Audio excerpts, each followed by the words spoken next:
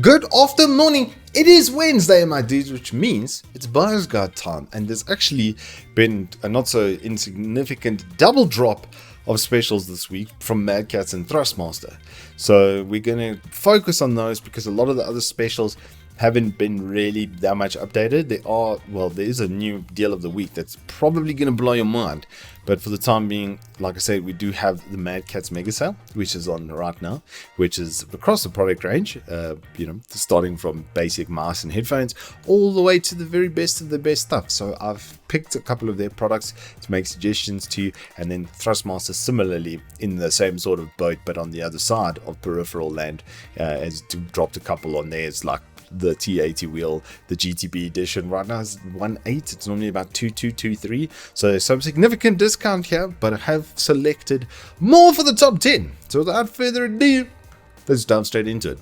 So starting off the top 10, we've got the Madcatz Ego arcade stick. I have done a review of this. It is a pretty nice setup. It's got Sunray Denshi parts in it, so it's got really high quality stuff. It is moddable and stuff, and at the original price point, it didn't make a lot of sense. That being said, $3.5 grand was quite expensive for what this was.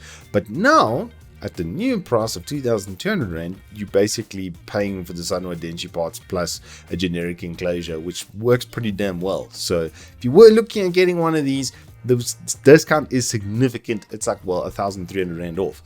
At number 9, we've got a rat mouse, the DWS wireless, because it's got a Pixar 3335, which is a bit of an older wireless sensor, but it's still a very good sensor.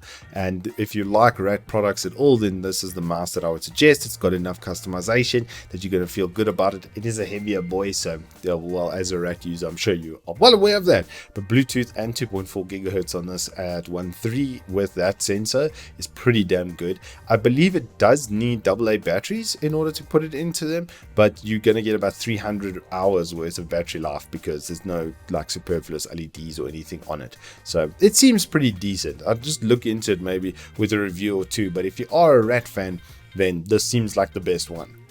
At number 8, it's the Strike 13. This has Cherry MX red switches. So for a full mechanical keyboard, this is like pretty much the only one at this price point of 1,200 Rand for a full-size keyboard that has full Cherry MX red switches. So these aren't like some sort of base off-brand rubbish. It's legit Cherry MXs. For this sort of money, it's pretty good. They have decreased the size of the keyboard, as you can see, versus a full keyboard, but it's still a full keyboard. It's still got the same amount of keys and stuff on it. So at the price point with the aluminium backplate, and having done the review of the TKL version of this, I can attest to it being pretty damn good quality. Just ahead of that, number 7, it's the first of the Thrustmasters with the T150. This is like a really good wheel for those looking to get into sim and without having to sort of break the budget or break the bank. You can see it's got a flappy paddle gearbox. It's got obviously brake and accelerate, and it's going to give you a pretty good feel all around. It's band driven, it's not gear driven like a lot of the Logitechs and stuff. You can't really add on to these as far as I'm aware, but the base kit is going to see you for a decent amount of time at 2,700 Rand, less than 3K, to get more so the actual band driven wheel setup than anything else is what you're going after here. And the quality of that, having a TMX Force and doing reviews and stuff on them, I can attest to the Thrustmaster band driven. It is just so much better. Rounding out the top half at number 6, it's this Madcatz Strike 6, which might seem a bit weird. It's a 60%.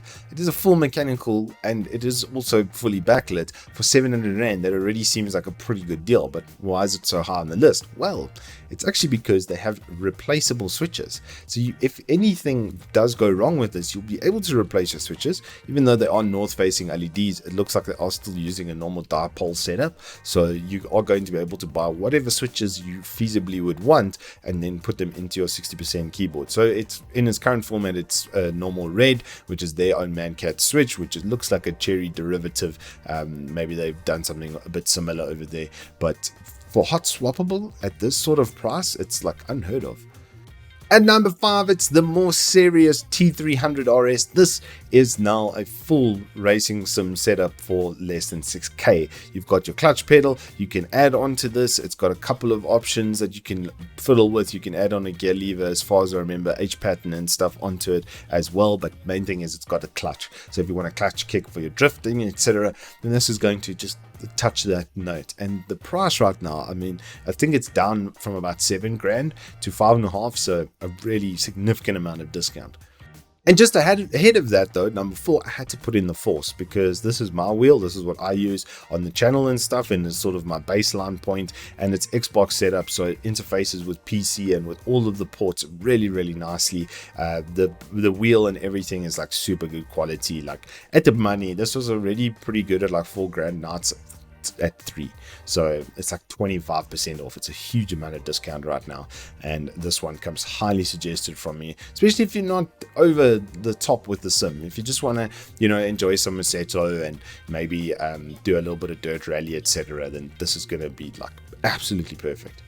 Now, coming in at number 3 is the Deepcool CK560. I have featured this before, but at the price point of $1,559, this is the best price versus performance case you're going to be able to buy. Comes with the 3 RGB fans up front with a 140 out the back, so you don't even really need to upgrade the base cooling system. I've put a 12600K on air cooling with the 3070 Ti in this case, with the stock fans, and it was absolutely perfect.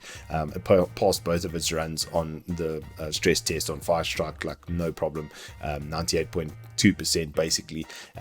Big GPU space with a bracket. This is one of the nicer things, is it's got a built-in anti-sag bracket. So for those of you who want something a little bit premium and maybe something that'll last you quite a long time, 380mm space is nothing to turn your nose up at. You could even put a 360mm rad up front with that sort of spacing and have still a really beefy card. 3080s and stuff usually top out about the 330mm mark, so it's really nicely set up.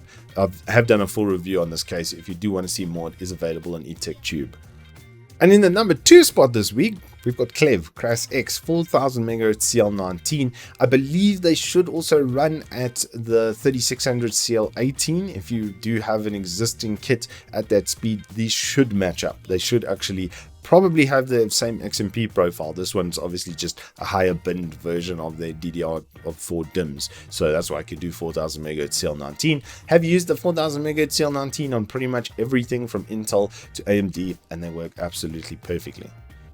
And then finally, number 1 spot, it's the 6800. That's right, this is a 6800 for 12k. This just popped up in the last few days, and it's head scratchingly good, right? It's a 16 gig card with a 3-year warranty. Yeah, this is more of a baseline sort of thing without LEDs or anything on it. But if you just want really good performance, XFX is working with AMD. It's basically like their OEM house, and this is basically an OEM card. But that's an OEM 6800 with 16 gigs RAM. It's better than a 3070 Ti for 12 grand right now. It's kind of mind-blowing. This is a very well priced card. Having used their 6600 and their 6600 XT, can attest to their cooling performance and their fan quality, all of that sort of stuff. I'm very happy with it, so this comes highly suggested. It's like 4 grand less than anything that's comparable. And that's all I have for you in the buyer's guide this week. We do have a couple of more reviews coming out, obviously later, or tomorrow, and hopefully Friday as well. There's a Ceremonic Blink 500 mic set that I'm trying to do. I did have the other set, but unfortunately the receiver was DOA, which is just, you know, my luck as of late. I've had a lot of SSDs and stuff failing. I don't know why. It's just bad luck as of late. Is what it is, right? But we are going to be continuing with content. I've got Deepcool coolers, 2 more 240mm, which are going to go into the test bench versus the AK400, and we're going to see how much more improvement they get over the 12600K. Look at price versus performance and do all of that sort of stuff. So I will see you guys on the flip side, and if you have enjoyed this, please do hit us up with a like and subscribe, and once again, I will see you on the flip side.